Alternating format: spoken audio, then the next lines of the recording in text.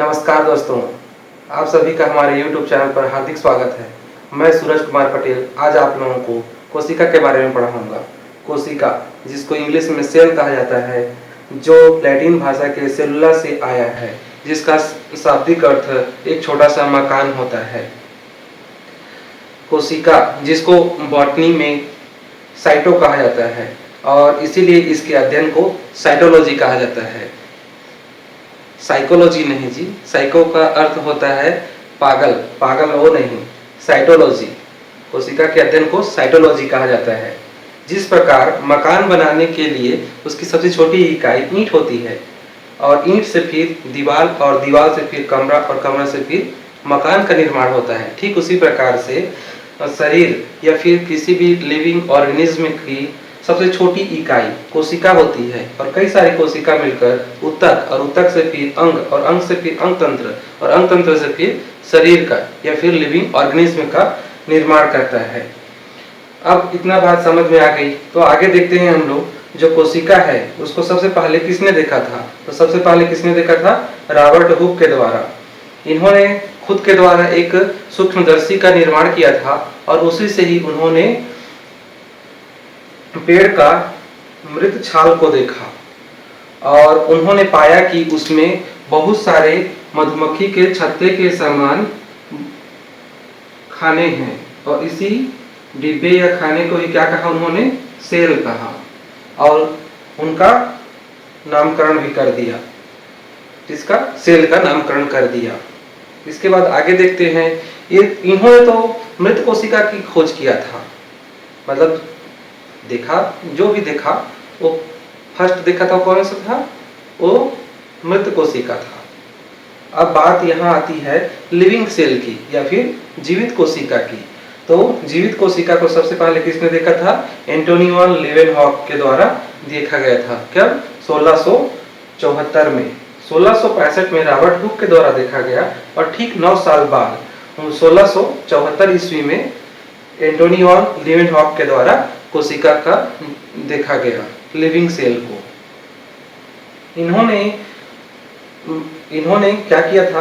तालाब के पानी को देखा और तालाब के पानी में उन्होंने एक जीवित कोशिका को देखा और उन्होंने उसको क्या कहा? बैक्टीरिया कहा। इसके बाद देखते हैं कोशिका सिद्धांत। कोशिका सिद्धांत को सबसे पहले स्लीडन और स्वान के द्वारा 1838-39 ईस्वी में देखा गया था। इन्होंने कहा था कि हम लोग का शरीर है वो कोशिका से बना हुआ है, बस इतना ही इन्होंने बताया। और उसके बाद इनका एक खामी था कि जो नई कोशिका का निर्माण किस प्रकार से होता है इसको बताने में ये असमर्थ रहे। देखते हैं कोशिका सिद्धांत स्लीडन एंड स्वान के द्वारा 1838-39 ईस्वी में दिया गया था। इनका कहना था कि जो हम लोग का जो शरीर है वह कोशिका से मिलकर बना है, कोशिका या फिर उसके उत्पादों से मिलकर बना हुआ है।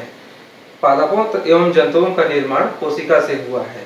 इनका जो सिद्धांत था काफी हद तक तो ठीक था, परंतु ये नई कोशिकाओं के निर्माण को बताने के लिए असमर्थ थे। इसी को आगे इन्होंने रुडोल्फ विर्चोव के द्वारा अध्ययन किया गया 1855 ईस्वी में और इन्होंने कहा ओमनिस सेलुला ई सेलुला।